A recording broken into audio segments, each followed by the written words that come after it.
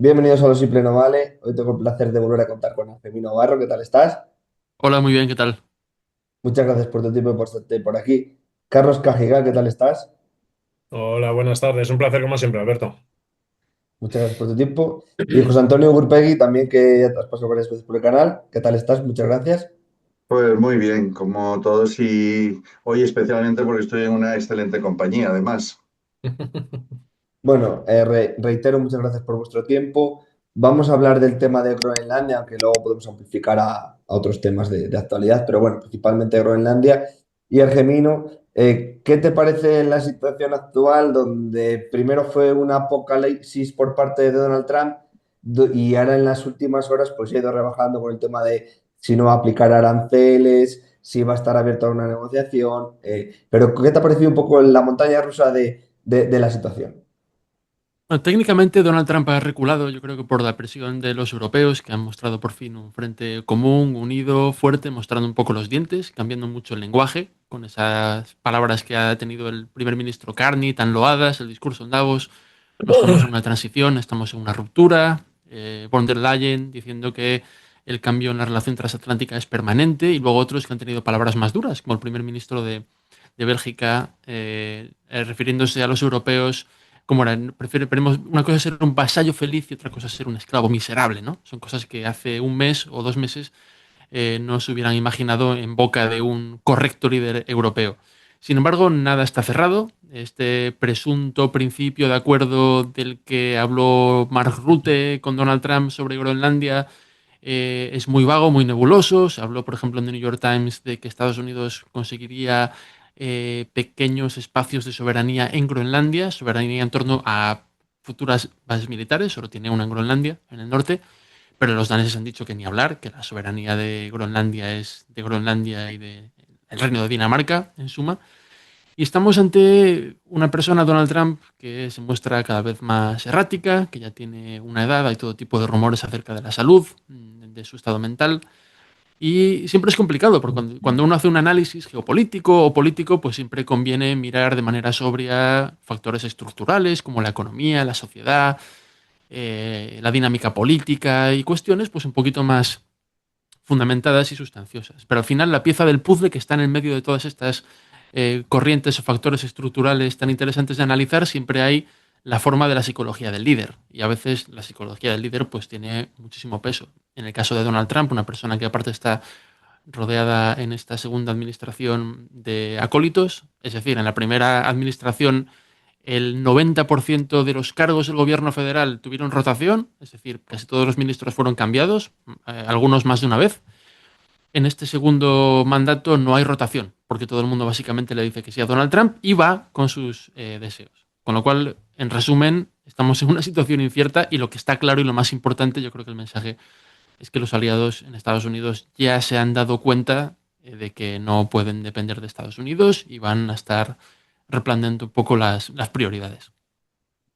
Carlos, por también entenderlo, ¿por qué es tan importante Groenlandia? Y una de las causas es el sector energético. ¿Y qué te parece también desde esa perspectiva? Actualmente, en el momento de hoy, China, la excusa es una excusa. El peligro potencial que presenta China y Rusia actualmente lo valoramos como una nueva estrategia de comunicación y básicamente una excusa. Sabemos que Groenlandia, a nivel de riquezas minerales y estimación de reservas de petróleo y gas, seguramente sea de los mayores territorios con mayores reservas minerales de petróleo y gas del mundo. No están explotadas. De hecho, los groenlandeses sabiamente se niegan a permitir esa explotación minera y petrolífera. Pero bueno, ya sabemos que a Trump eso le da igual. Como ha hecho recientemente Venezuela, se demuestra ahora, como ya avisamos, que bueno, que el problema de Maduro, el narcotráfico, el cártel de los soles era una excusa, y que básicamente lo que querían es acceder a esas inmensas reservas de petróleo y gas que tiene Venezuela. José Antonio, también cómo es tu punto de vista con todo lo que está aconteciendo. Yo creo que Trump es un gran impostor, ¿no? Y cuando digo impostor, quiero decir que defiende o que expone eh, una parte de la realidad con la que no cree realmente. Yo pienso que nunca, y lo he escrito así en repetidas veces, incluso en... ¿Me dejas que enseñe mi libro? Por supuesto, sí. En este libro que acabo de publicar, incluso me da tiempo de hablar, porque como he salido, tuve que incluir un párrafo precisamente sobre Groenlandia, ¿no? Yo creo que él nunca ha tenido intención de invadir, o bueno, mejor dicho, él ha podido tener intención de invadir Groenlandia, pero desde luego que en el Pentágono no le iban a permitir invadir Groenlandia. Eso supondría, y yo estoy de acuerdo con quienes lo han dicho, ¿no? Que eso haría saltar por los aires la OTAN. No tendría ninguna lógica, no tendría ningún sentido.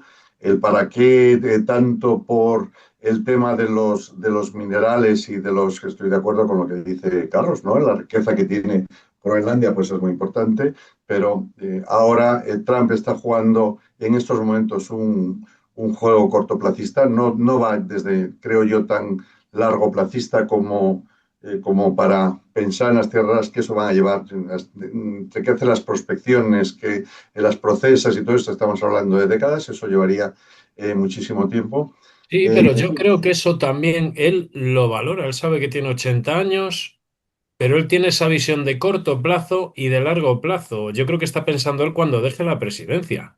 Y en el futuro de sus empresas, en el futuro de su familia, en el futuro de sus herederos, y creo que lo está valorando, y esto lo vamos a ver, como sabéis, no pasando 3 o 4 años se va a demostrar. Sí, a ver, Lo que, su lo que tiene, lo que egocentrismo yo creo es actual, que tiene Carlos, ahora mismo, es... ha entrado en una deriva de verborrea incontenible, no se contiene nada, tiene una verborrea totalmente incontenible y directamente ya ahora hacia sus socios históricos.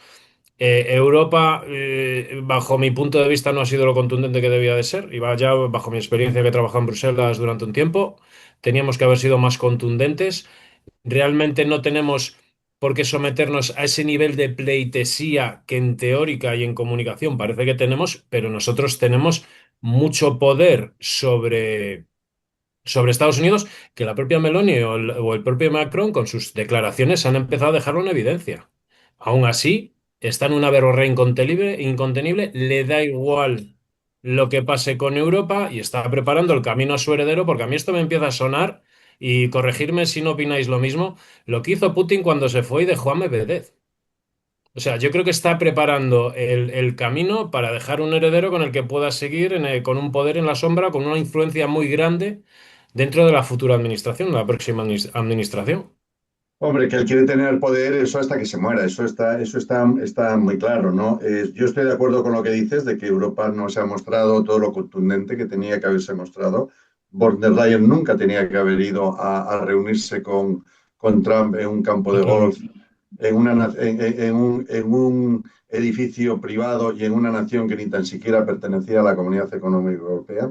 Esa pleitesía también de la que hablabas, como tras la reunión que tuvieron los líderes europeos con Donald Trump en el despacho Oval, él a una parte de la mesa y ellos a la otra. A mí me recordaba las tutorías que tengo yo con alumnos. Mis alumnos tienen que hacer exposiciones en grupo y entonces pues suelen venir unos cuantos y estoy yo a una parte de mi despacho, una parte de la mesa, porque no tengo sofá ni nada para sentarnos alrededor, ni mesas de reuniones. Nuestros despachos universitarios pues son muy modestos, ¿no? Entonces, pues tienes tu mesa y entonces pues me recordaba, decía yo, mira, como yo con mis alumnos, ¿no? Incluso tenía hasta el pizarrín con esto. Pero bueno, a lo que voy, por no desviar el punto que nos ha dicho Alberto, atacar la OTAN supondría indudablemente pulverizar la OTAN.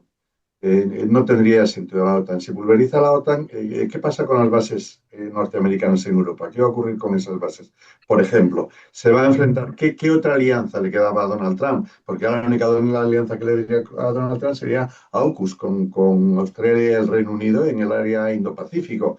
Entonces, yo creo que el Pentágono a los militares no es tal vez el único estamento en estos momentos norteamericano que Trump no acaba de controlar del todo.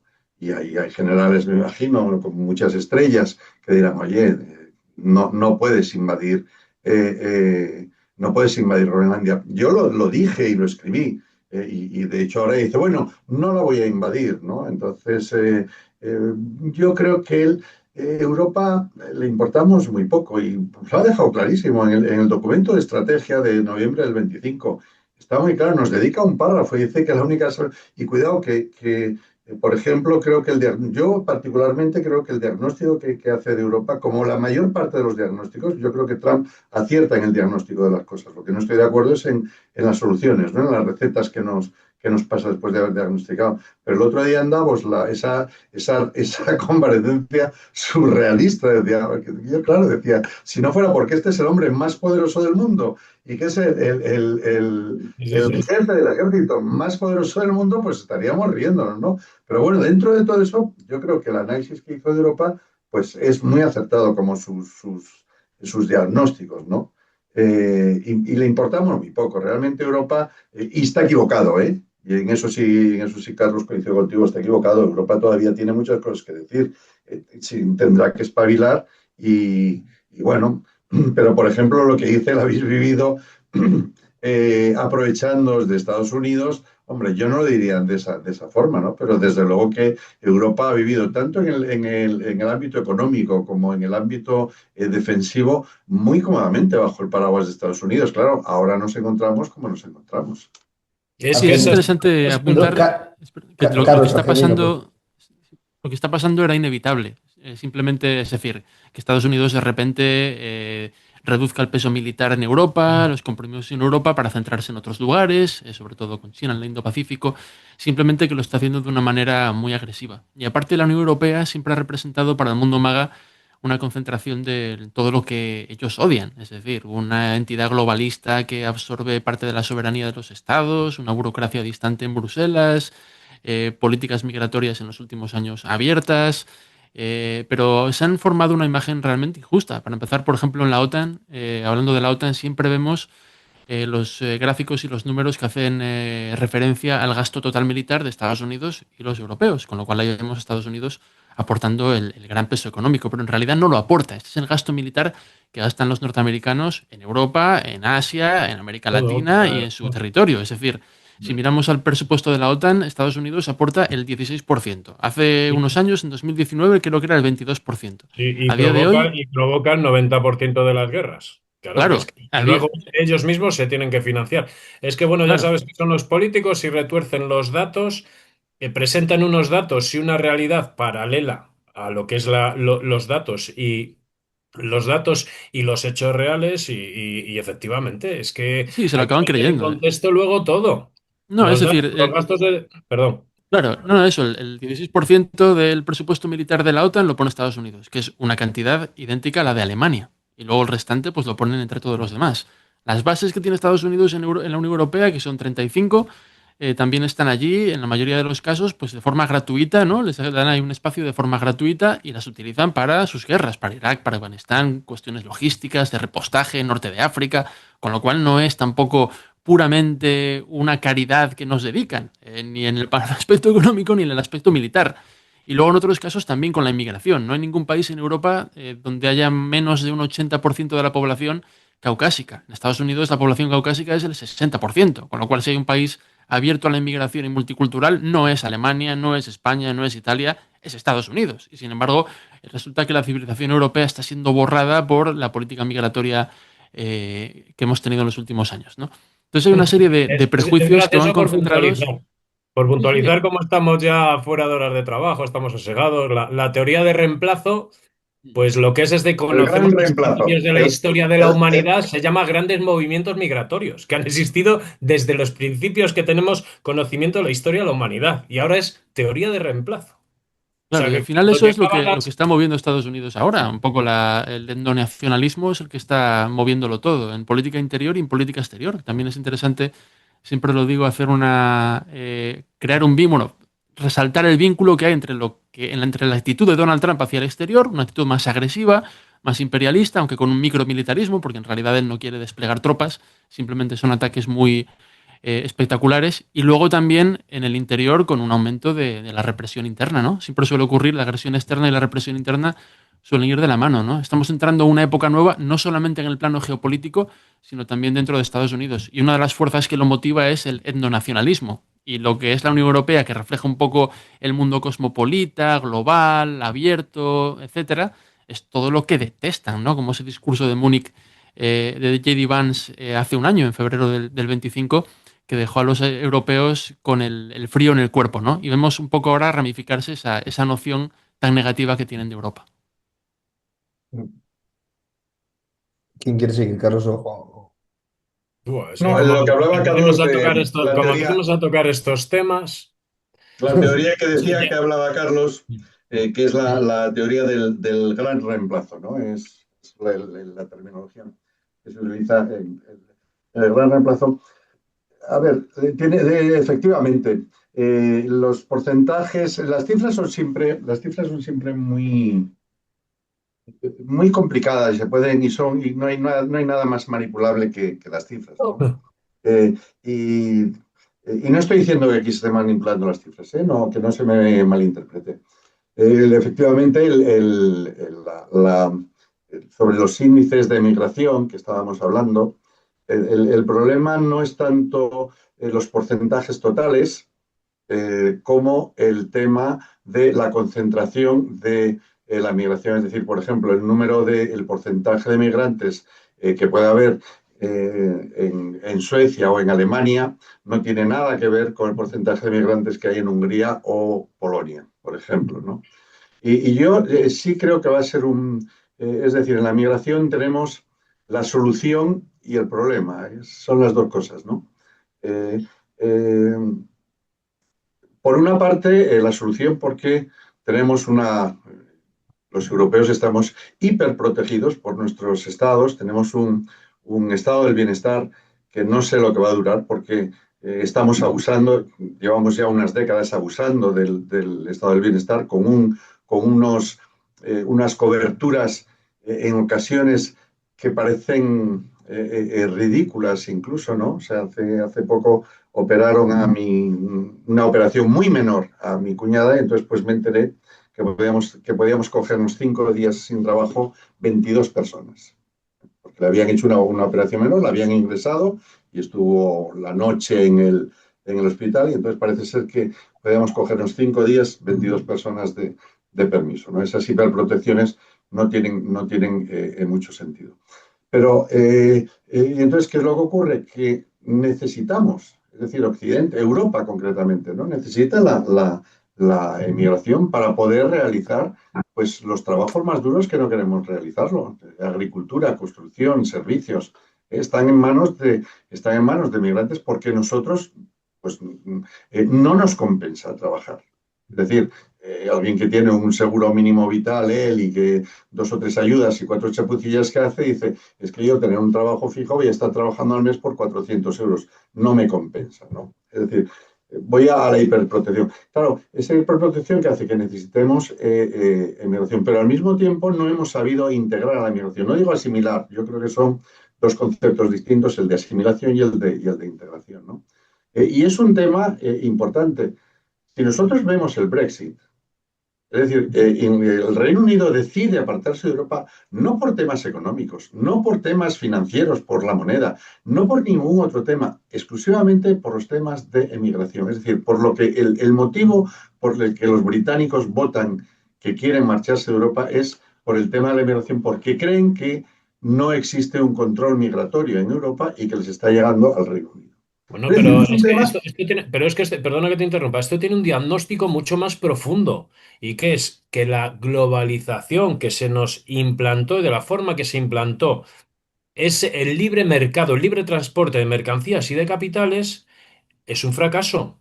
La globalización total, De esa eso tienes, libertad, tienes toda, es Carlos, un fracaso total.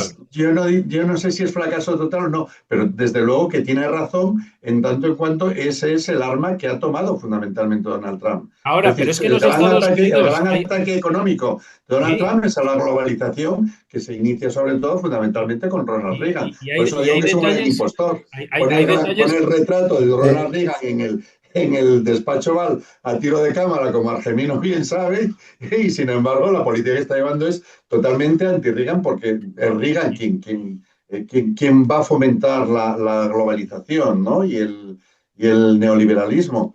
Pero bueno, Pseudoliberalismo, pero bueno, hay detalles a mí que me preocupan más que no se está dando en medios de comunicación. Yo creo y Argemino, ya por la parte que os toca, la importancia de vida. Está habiendo manifestaciones anti-inmigración en Australia, Nueva Zelanda, Japón, Ujú. Polonia, Hungría, en muchos países. O sea, es que el no es problema, el que le he dicho solamente de a Estados Argemino, Unidos. es que el Y el tema problema identitario, viene, Carlos, No, el tema no, que identitario sí. es un tema de primerísimo orden. Es un tema de primerísimo orden porque no hemos sabido gestionar bien la, es la, la la inmigración. integración. El problema es integración.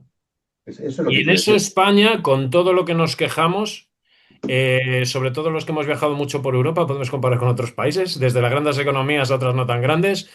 España esa integración la ha sabido, la inmigración masiva la ha sabido absorber, aunque todavía estamos en niveles, no sé si el 12 el 15%, Argemino, no tenemos, no somos un país de inmigrantes, realmente, pero sí se ha sabido absorber comparativamente muchísimo mejor que en otros países.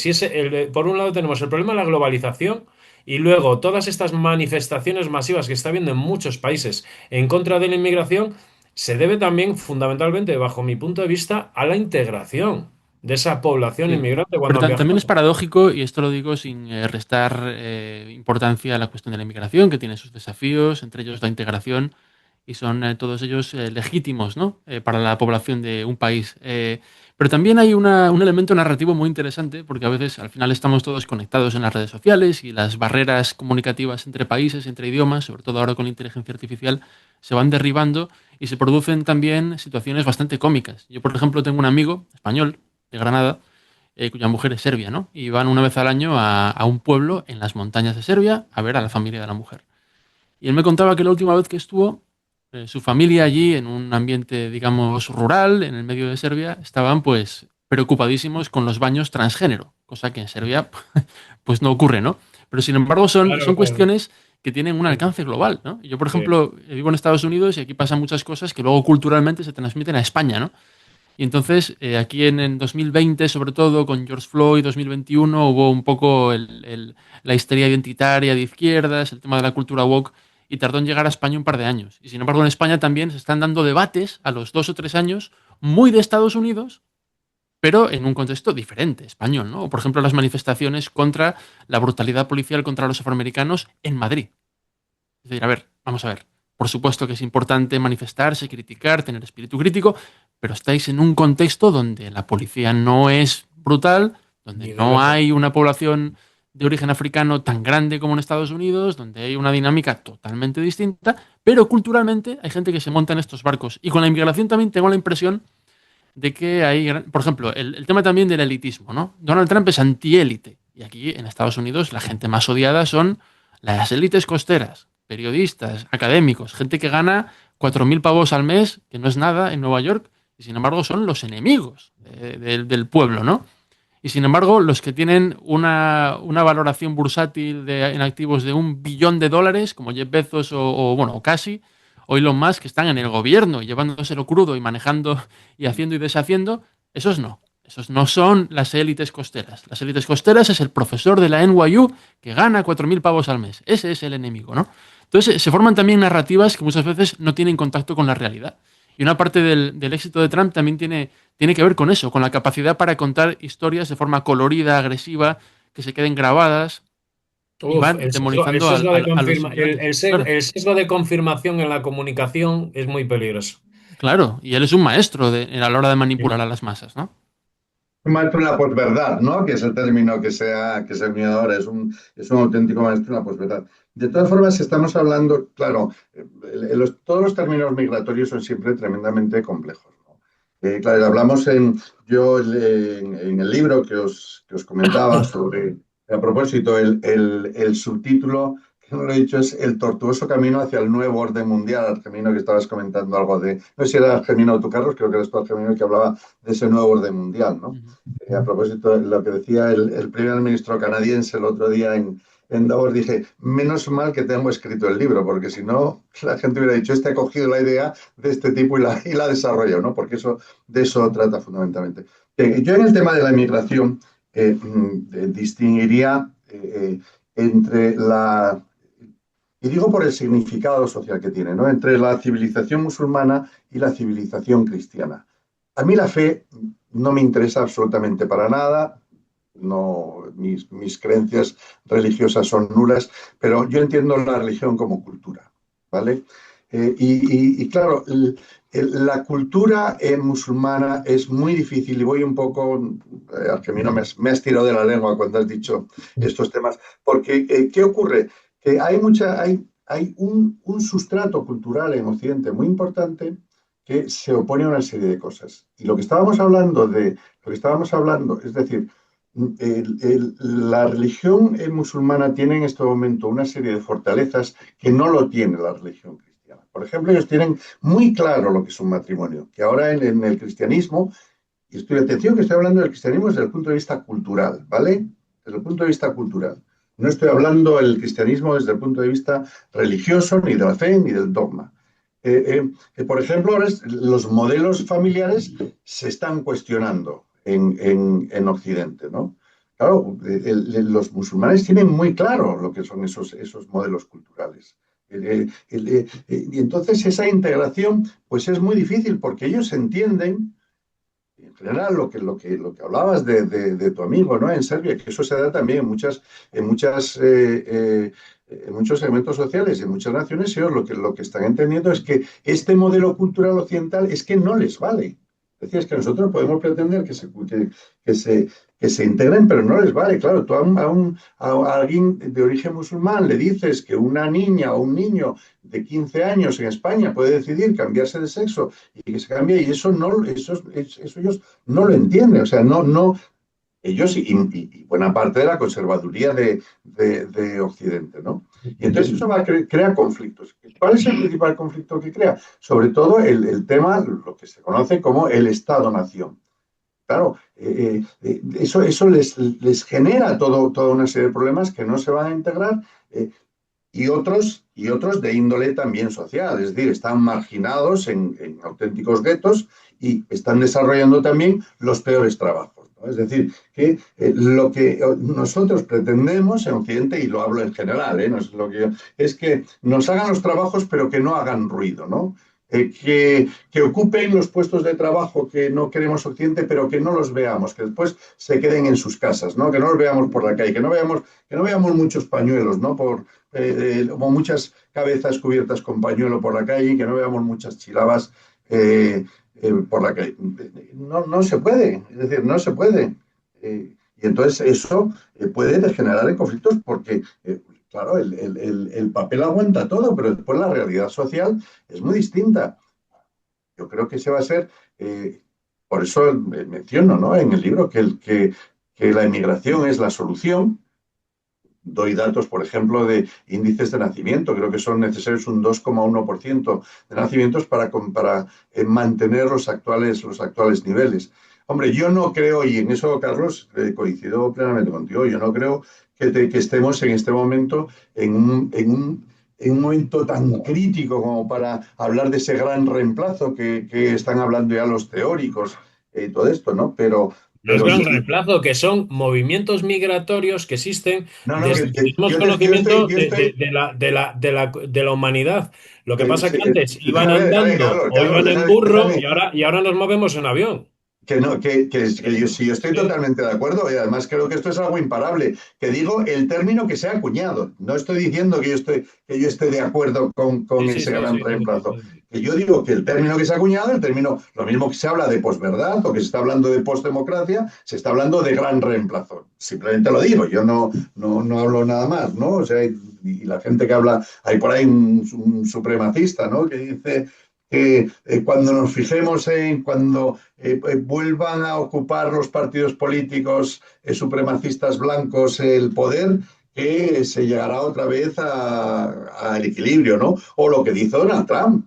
lo que hizo Donald Trump. Dice que Europa en el 2030 será irreconocible. Cuando Trump habla de que Europa es irreconocible, no está hablando de economía ni está hablando de nada de eso. Está hablando de migración.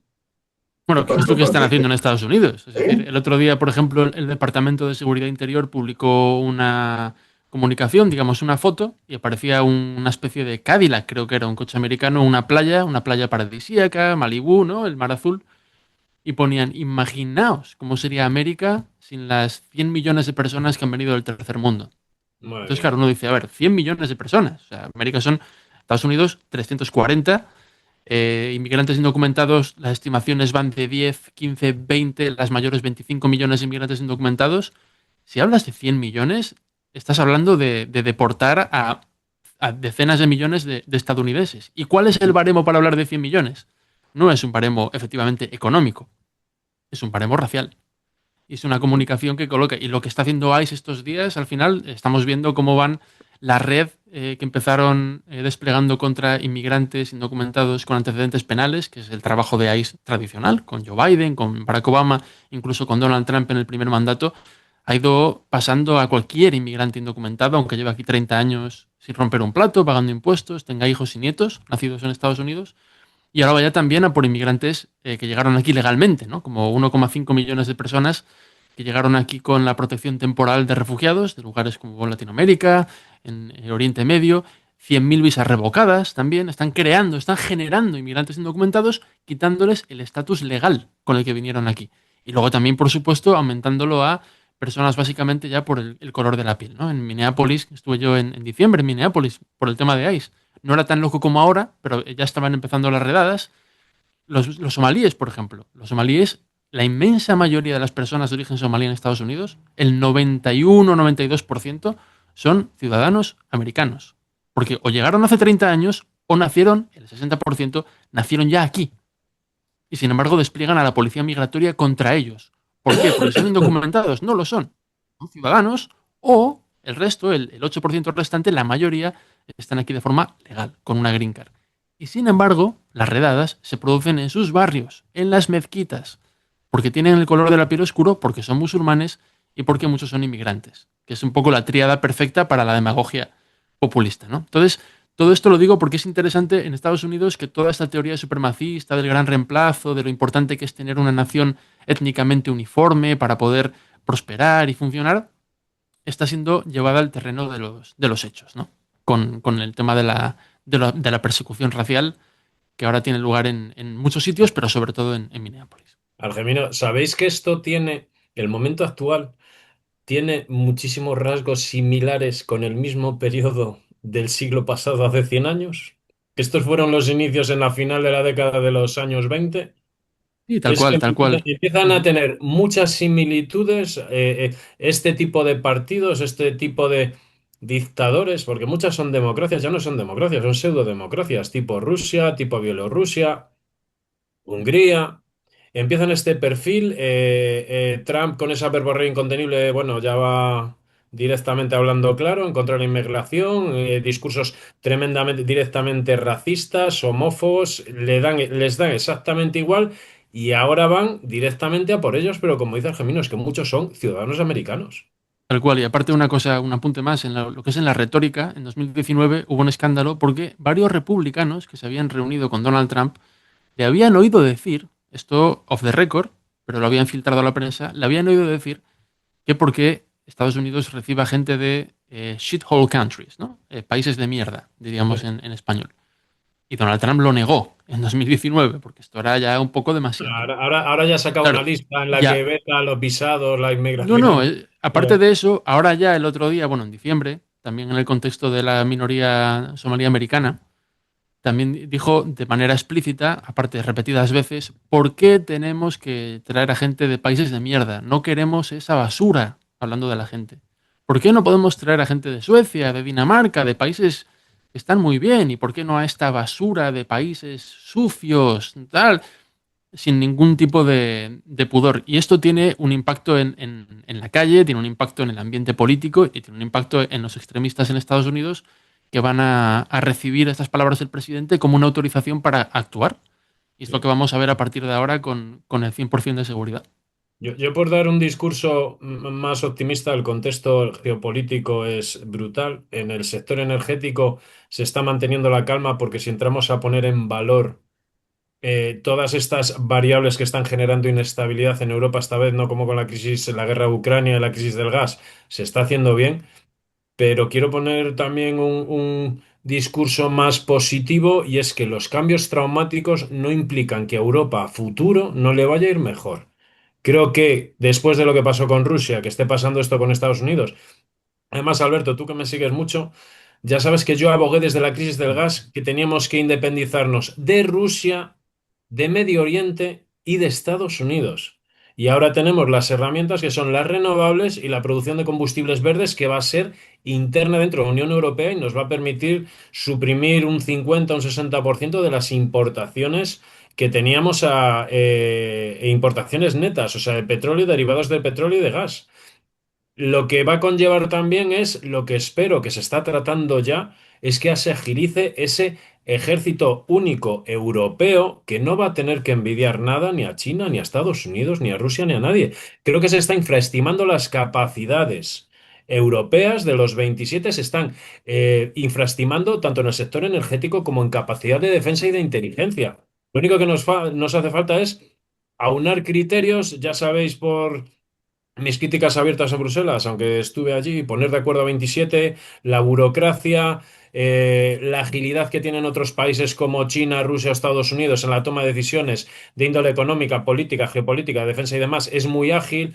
Tenemos que entrar en una estructura más vertical para análisis, evaluación y toma de decisiones, pero que dentro de este discurso yo a mí no me preocupa Trump, los comentarios que está haciendo, directamente pienso que nos va a venir bien después de asimilar, digamos, este cambio tan brusco y un golpe, porque es lo que está haciendo las últimas semanas para Europa, la verdad es que lo que está haciendo la administración Trump es muy duro, es un golpe muy duro. Pero que yo soy optimista, ¿eh? Yo, Carlos, no soy, lamentablemente, no soy tan optimista como tú, y ya me gustaría serlo, ¿eh? No pasa Yo creo nada, que que tenemos. acierto yo en mis diagnósticos y proyecciones por encima del 90% soy yo. O sea, no te preocupes. No, yo creo que el problema de Europa tiene unos gravísimos problemas estructurales que no son coyunturales, que con la Total, pero es actual. que esto es un coste de oportunidad para arreglar todo eso. Es O por sea, eso sí, sí, que sí, yo estoy de creo. acuerdo, sí, yo estoy de acuerdo en que esto es una oportunidad. Yo lo defiendo. Estamos ahora, a mí yo tenía muchas ganas de escuchar a alguien que dijera lo que dijo Macron el otro día en Davos. Eso se tenía que haber dicho en el primer mandato de Donald Trump. Igual si eso se hubiera dicho en el primer mandato de Donald Trump, pues otro gallo nos cantaría en este momento. Pero los problemas fundamentalmente, desde mi punto de vista, son nuestros y son internos. Tenemos una gran desunión en Europa. Y nadie mejor que tú sabe el tema de las energías, ¿no? ¿Qué pasa con el Medcat, por ejemplo? O sea, que cuando tenemos toda la crisis con la guerra de Ucrania, propone Alemania, oye, pero que España tiene una capacidad regasificadora increíble, vamos a mandar el gas español, vamos a hacer el nuevo, porque los dos, no recuerdo los nombres de los dos gasoductos por los que mandamos, que son muy pequeñitos, ¿no? Pues son un Sí, poco. está en Irún y Navarra, son del El de Irún y Huaycán Navarra, sí, dos. el de Navarra pasa por mi pueblo, además, yo soy Navarro y de ahí tenemos una esto, ¿no? Y cuando dicen, oye, venga, tenemos aquí el Medcat, mándanos gas. Claro, llega a Francia y dice, ay, no, no, no, no, que esto es, claro, medioambientalmente, pues no puede ser, los permisos. Y niega París París, sí, lo digo bien, Francia, París, que se pase. Eh, el fundamento no tiene nada que ver ni con la ecología ni nada. Lo que pasa es que en estos momentos Francia es una potencia en energía nuclear y eso debilitaría su posición europea respecto a la La tiene ya energía. debilitada. Si es que estos temas, como los llevamos No, no, tratando pero desde mucho más, pero 2021, mucho más. ¿Tú te 2022, imaginas en Estados Unidos que dijeran un pipeline de que fuera a ir de Texas a Chicago y que Oklahoma, que está bien, dijera Oklahoma, ah, no, no, no, no, nosotros no dejamos que pase por nuestro territorio? O sea, eso es impensable en pero Estados dentro de Unidos, eso ¿no? tenemos opciones A, Pero en B y Europa C. ocurre y mientras no tengamos una unión verdadera, y yo estoy de acuerdo en lo del ejército, en lo del ejército único. El otro día lo dijo Zapatero, precisamente, perdón, Zapatero, Sánchez, habló por primera vez, y también lo dijo en enero Meloni. ¿eh? Es decir, que cada vez van más. Lo que pasa es que, claro, que un ejército con no sé cuántas lenguas distintas, pues puede ser un poco peligroso, pero habría que tender a eso, ¿no? Pero yo no soy tan optimista, sobre todo o fundamentalmente por la desunión que existe entre los Estados europeos y porque el tema electoral no es de un personaje cada 4 años, sino que son 27 intereses electorales concretos que unos van en contra de otros. Bueno, pero así hemos avanzado desde la Constitución de la Unión Europea con estos mismos problemas sin mirar dónde estamos. En la crisis del gas, que fue un shock para Europa a nivel político y económico, y sobre todo en el sector energético, se respondió en tiempo récord. De aquella estaba yo en Bruselas. Se respondió en tiempo récord, se tomaron medidas, se planificó el sector energético 2030-2040. ¿Os acordáis que no íbamos a poder prescindir del gas ruso el 100% hasta 2040, luego 2035, 2030, 27, 2030 y yo empecé a avisar que en 2027 cortábamos el 100%. 2027 ya nos importa nada de gas ruso. Entonces, hay cosas Pero y pagamos hay... la energía a los europeos 3 veces más que otros países. ¿Perdón?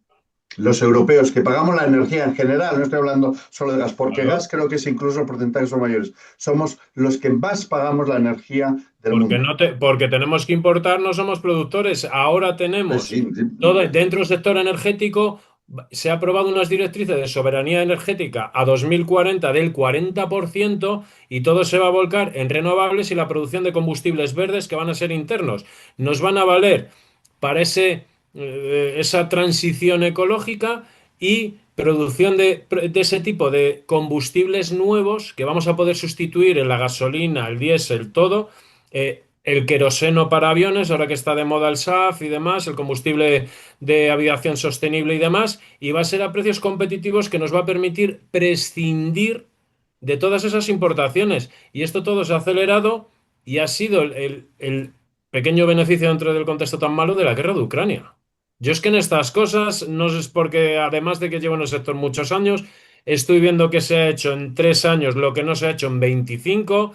Y los gasoductos y las infraestructuras, el déficit que tiene España, yo es que lo tenía muy fácil. El H2Med se aprueba y se va a construir, por supuesto, por mucho que digáis que no, ya están con licencias de construcción y tal, ya pasa la fase de factibilidad, ya tiene la ingeniería básica de detalle, está lo que sale en los medios, lo que pasa que no voy, selecciono mucho mis apariciones en medios porque si no estaría todo el día. Pero si no va a Marsella, iba a Livorno, Italia. Y si no se tira un gasoducto a Bélgica, que es lo que ha hecho Rusia con Francia, lo que ha hecho Noruega y Suecia con Reino Unido, con Francia, con Bélgica, con Alemania.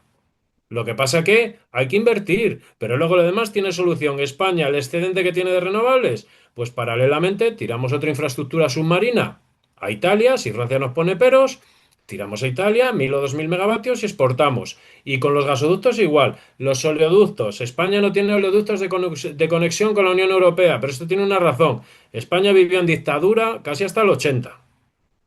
Entonces, toda esa infraestructura de oleoductos que el propietario es la OTAN, toda la OTAN, no Estados Unidos. O sea, la red de oleoductos, el 90% de la red de oleoductos que existe en Europa pertenece a la OTAN. Tiene subcontratados servicios a la empresa privada, a los gestores de infraestructuras de oleoductos tipo Exolum y tal, pero pertenece a la OTAN. Y eso España se quedó atrás porque básicamente, mientras se constituye la OTAN, se desarrolla y demás, pues España vivía en dictadura y vivimos básicamente aislados. Pero hay cosas que es que yo no veo problema. Es un tema más de voluntad política que de voluntad técnica o de viabilidad técnico-económica. Ahora mismo, y estamos ahora en un contexto que cualquier inversión que planteemos que produzca un impacto económico y social real. Tenemos unos paquetes de ayudas de Bruselas que muchos están sin usar, pero que los tenemos ahí disponibles hasta 2030. Yo es que yo en estos temas no les veo tanto, mi opinión, no les veo tantos problemas, pero bueno. Argemino, Dime.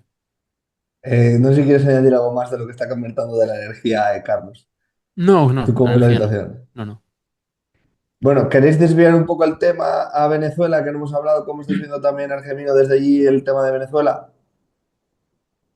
Bueno, mi postura sobre lo que ha pasado en Venezuela es interesante, ¿no? Porque Donald Trump, por un lado, muestra mucho militarismo, es decir, ha atacado 7 países en el último año, pero es un micromilitarismo, ¿no? Lo mencioné antes, son ataques, no quiero decir quirúrgicos, porque es una expresión que no me gusta aplicar a algo tan destructivo como la guerra, pero no implica despliegue de tropas, no implica un intento de cambio de régimen. Por ejemplo, ahora en Irán ha sido muy interesante, ha habido unas protestas masivas y por un momento yo creo que el cálculo de Donald Trump y de los israelíes era que las protestas potencialmente podían llegar a poner al gobierno de Irán, al régimen, en problemas. Entonces ahí Donald Trump dijo que atacaría a Irán, lo bombardearía si Irán continuaba matando manifestantes.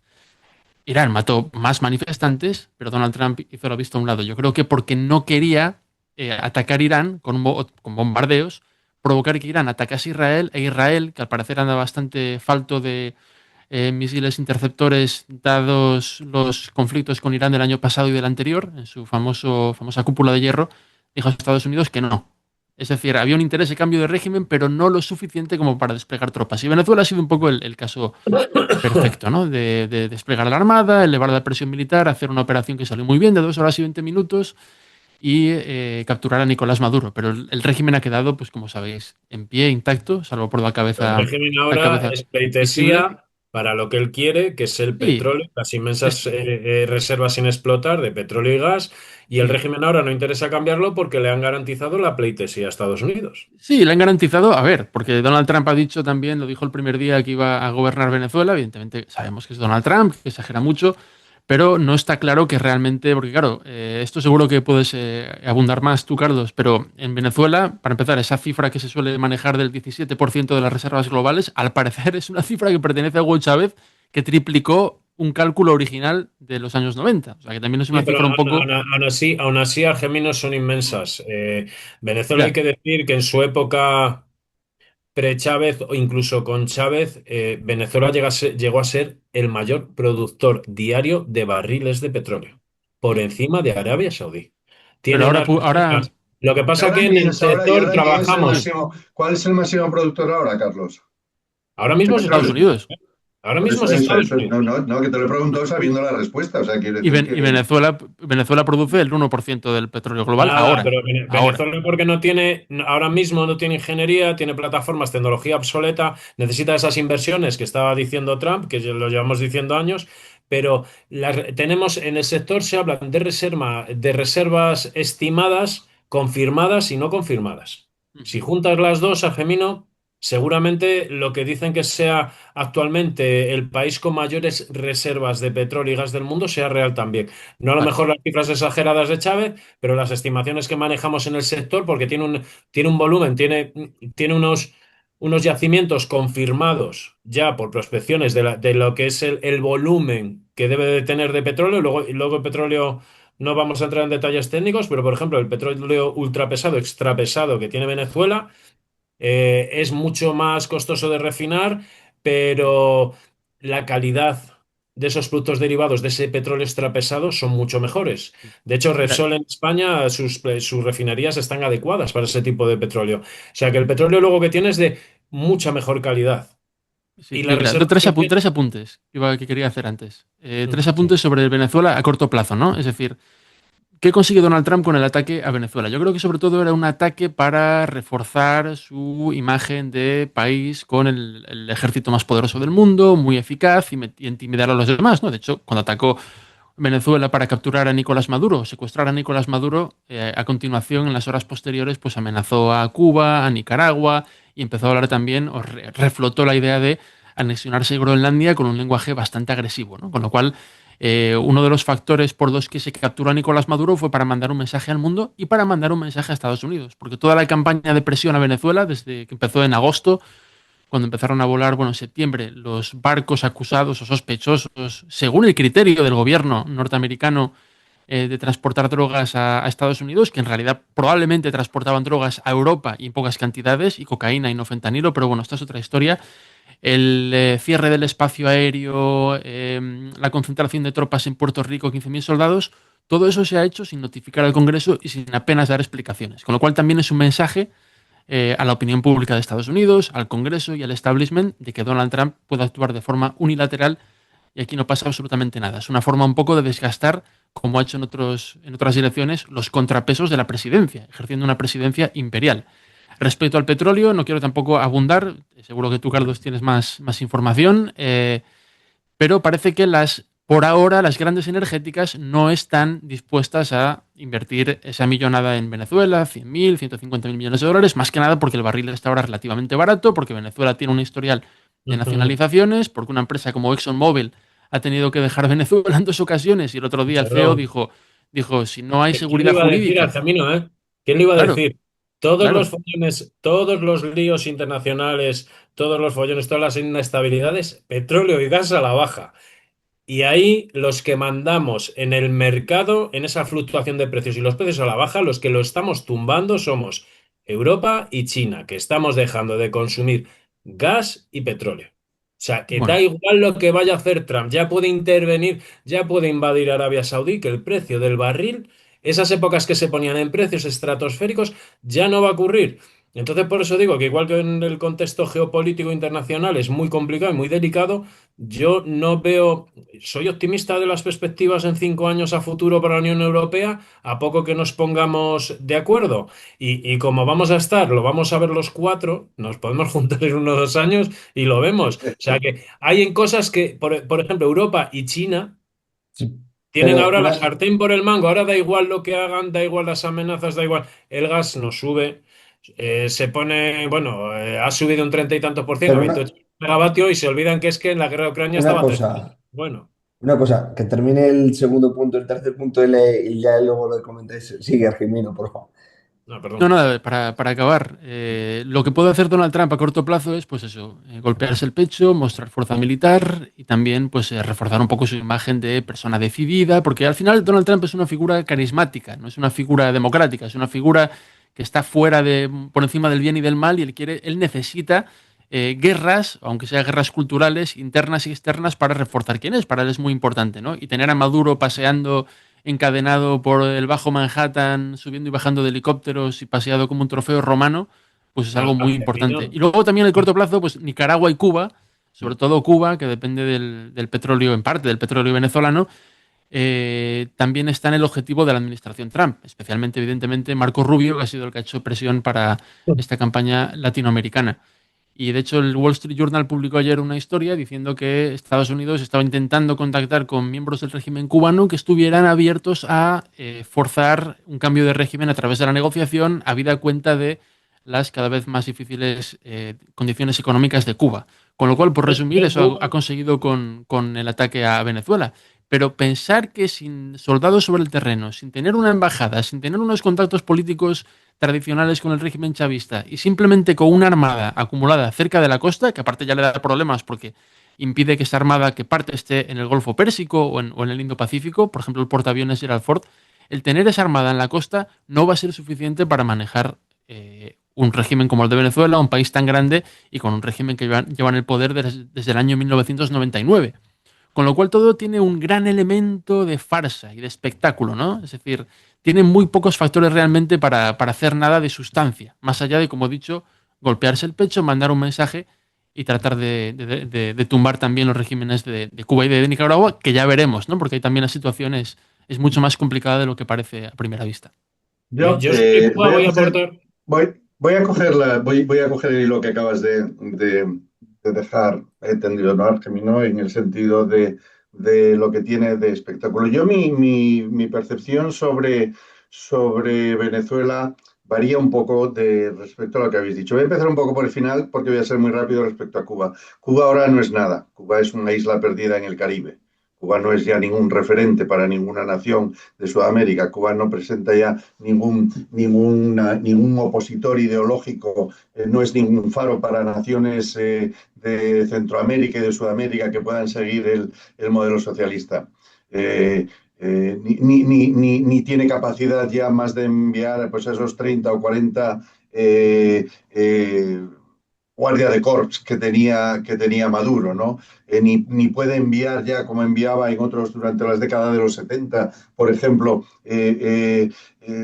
contingentes a distintas naciones para formar dirigentes y los dirigentes van a Cuba.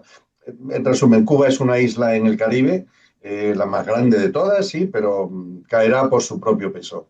Como la fruta madura, es cuestión de tiempo y sobre todo ahora, si no tienen ya el petróleo venezolano que les llegaba pues prácticamente gratis, los problemas van a ser increíbles. Aunque yo que conozco bien Cuba, porque he ido muchos años a dar seminarios, la capacidad de resistencia, digo de resistencia, no de resistencia de lucha, no de bélica, sino de aguante que tienen los cubanos. Yo estuve todo el periodo especial dando seminarios en la Universidad de La Habana y yo decía, ¿cómo puede este pueblo aguantar lo que está aguantando? ¿No? O sea que Cuba yo no caerá, obviamente, Marco Rubio tiene unos links muy personales con Cuba y eso también puede contar en un momento determinado. Pero bueno, vamos al tema fundamental, ¿no? Ese que es el Venezuela. Yo creo que tiene mucho de show. Yo estoy de acuerdo con lo que habéis dicho del consumo interno externo, pero yo creo que Venezuela, yo particularmente lo ligo directamente con China. Para mí, el ferrocarril Trump, los dos raíles por los que discurre el ferrocarril Trump son uno de política doméstica, de política interna y otro externa. El de política interna es la reducción del déficit. Eso es el objetivo. Lo demás, y no quiero vulgarizar, sobre todo en temas que son muy importantes, ¿no? Como los temas de la inmigración, que los hemos tocado antes, que representan un sufrimiento muy importante para mucha gente, ¿no? Con las cifras que ha dado Jimeno, las reales son las primeras que has dicho en cuanto a la migración irregular, ¿no? Entre 10 y 15 millones se supone que es el número que puede haber el peer review, es decir, los centros más serios hablan entre 10 y 15 millones de irregulares o indocumentados que puede haber en Estados Unidos, ¿no? Pero a Trump realmente, y todo esto del ICE y estas detenciones que vemos y lo de la señora y tal, a Trump le viene muy bien para mantener el voto mega, fundamentalmente, no el voto republicano, ¿eh? Una cosa es el voto mega y otra cosa es el voto republicano. Y el voto mega, pues este tipo de acciones, pues le viene muy bien y todo lo que cuenta, que si lo que hablabas de los somalíes, mira, yo estuve 2 años de profesor visitante en Harvard en el 94, 96, y la señora que venía, tenía un despachito pequeñito, muy pequeñito en Weiner, en la biblioteca, ¿no? El 426, siempre recuerdo. Y la señora que lo limpiaba era somalí, ¿no? Y entonces, pues de vez en cuando hablaba con ella y me hablaba de la comunidad somalí, te hablo del año 94. O sea que fíjate desde cuándo llevaban allí los somalíes, ¿no? Que decías antes. Entonces, todas esas cosas para mí son, y espero que no se me malinterprete porque son muy importantes, ¿no? Pero son fuegos artificiales, en cierta forma. Trump nos va poniendo bytes, nos va poniendo cebos cada vez y nosotros vamos siguiéndolo continuamente. Hoy hablamos Yo no de estoy de esto. acuerdo con eso, ¿eh? Yo no estoy de acuerdo. Estoy de acuerdo con lo que Termina. dices. Perdón, un Sí, segundito. Solo un segundo, perdón, ¿eh? Estoy de acuerdo con lo que dices de los cebos. O sea, sí, titulares, golpes de mm, efecto. Sin mm, duda, eso es Trump, es una persona del mundo del espectáculo. sí, Pero lo de esto lo que tocaremos en otro momento, ¿eh? No quiero abundar aquí. sí, Te dejo que termines tu argumento. Pero el tema de ICE yo creo que va mucho más allá. Es decir, está creando un estado policial. Lo podemos argumentar en otras sí, sí, cuestiones no, no, y no. nos va a afectar a todos, ¿eh? O sea, con Biden había al final 7.000 agentes de ICE, ahora tenemos 22.000, van a continuar Y creciendo y han 70.000 triplicado el millones, presupuesto. Argimino, y Sí, setenta por mil eso. millones según la BBB, la Por eso, BBB por eso. Reveals. Que Sí, va a ser muy gordo para este país en los próximos 3 años, más allá del sí, espectáculo, sí, ¿eh? Nos va a afectar a todos. yo puedo estar, yo con eso estoy de acuerdo contigo, ¿eh? O sea, y no quisiera, tal vez esté simplificado demasiado, pero la obsesión para mí, la gran obsesión de Donald Trump en política doméstica es la reducción del déficit. Y él lo que va es a la reducción del déficit. Ese es uno de los carriles de su tren. Y el otro carril es China en política exterior. Y yo la lectura que hago de Venezuela la hago en relación a China. China se estaba extendiendo durante años, Sudamérica no ha tenido ninguna importancia. Pensemos en las presidencias desde Bush, casi diría casi hasta el padre. Bueno, pues ahí estaba Sudamérica. ¿Cuándo ha empezado a interesarle Sudamérica? Cuando ha empezado China a interesarse por Sudamérica. Las inversiones chinas en temas de agricultura en Uruguay, en Argentina o en Brasil son importantísimas. Dicho sea de paso, ¿eh? En las exportaciones de soja de Brasil, con Yo todo lo quería que apuntar, Milei en hacer un Argentina. apunte muy interesante. Sí, Carlos Aldo, Están sí. Y diciendo una cosa breve. Tengo hasta quién es cuarto. el mayor prestamista de Cuba desde hace muchos años. O sea, el 80% de la deuda neta de Cuba está en manos de China. De China. Y hace 2 años aprobó el gobierno central chino, aprobó una estrategia política y económica que incluía el poder comprar islas no solamente de su entorno. Yo sí asocio Cuba y el peligro que ahora tiene la administración Trump por Cuba con esas políticas que ha llevado las últimas décadas China sobre Cuba específicamente y con la nueva ley que han aprobado que se van a permitir el lujo de comprar islas por todo el mundo, comprar las islas, comprar países. Y con Venezuela efectivamente pasa lo mismo. Hay una influencia china en Latinoamérica cada vez mayor. Esa influencia china viene derivada, de todo esto, mucha culpa la tiene lo que es las últimas administraciones americanas, los que hemos trabajado por Latinoamérica, sabemos de los problemas que hay, esa subyugación económica que tienen y ese perjuicio económico que tienen provocado directamente por Estados Unidos y obviamente llega un momento que esos países pues se arrogan en alguien que creen que les va a ayudar mejor. Solo quería hacer este apunte, Y perdón. entonces, yo creo que podrás corroborarme o corregirme, pero según tengo entendido, yo no creo que Trump tuviera especial interés en este momento, por lo que habéis dicho además vosotros, ¿eh? Me baso en vuestros propios argumentos, en el petróleo venezolano. Lo que no quería Trump es que el petróleo venezolano acabara en refinerías chinas, que según he leído, Claro, claro. y tú me corregirás si no estoy en lo cierto, pero las refinerías que se estaban construyendo ahora en China se estaban construyendo precisamente Para el pensando petróleo de forma muy venezolano, especial en claro, el petróleo venezolano. claro. ¿Entiendes? En el petróleo Petróleo. venezolano. Tiene son refinerías especiales adaptadas para ese Sí, petróleo Eso es lo que ultrapesado quiero decir. Y a lo venezolano. que va Trump es decir, a mí igual tu petróleo no tengo, me interesa porque, como decíais, las compañías no parecen muy dispuestas. Eso sí parece que lo está precisamente por el tipo de refinerías que tiene. Pero lo que no voy a consentir es que ese petróleo vaya a China y después todo el tema quiere la famosa nueva ruta de la seda, que no hemos comentado hasta ahora, esa famosa nueva ruta que hasta ahora, pues bueno, ya primero empezó em, en la zona de ¿Qué Eurasia, te pasa, se había, Alberto? tengo que cortar, tengo que dejar el tema allí y tengo que cortar, ¿vale? Porque es que bueno, tengo pues otro entonces para liado. otro día hablamos de Sí, la nueva ruta de la seda o de la ruta y la franja y de para... Tianjin, que es muy interesante también. Pero estamos olvidando de la declaración de Tianjin y para mí es el nuevo Bretton Woods del mundo y ahí se reconfiguró lo que será Os la nueva prometo, estructura os, mundial. os prometo que otro día os invito y continuamos el tema, ¿vale? Pero tengo que cerrarlo. Que seáis Ahora. optimistas con la Unión Europea, hombre, que Así que estos son 27 A reinos mí me gusta taifa, mucho pero muchísimas, que escuchar a conseguimos gente el como tú, punto. Carlos, que es optimista. Me gusta escuchar mu- optimistas como tú, porque muchísimas, digo así, por lo menos durante un rato, pues me quedo tranquilo y digo, joder, qué negro ves todo el mundo, tío. A mí mismo me digo, ¿no? muchísimas gracias a los tres y os prometo otro Bueno, día continuar con el debate, ¿vale? Un fuerte un abrazo. placer Venga, un conoceros a los placer, un dos. placer. Hasta Hasta luego. Adiós. luego, adiós, Gracias, Carlos, hasta adiós, luego. Fermín. Un placer haberte Adiós. conocido.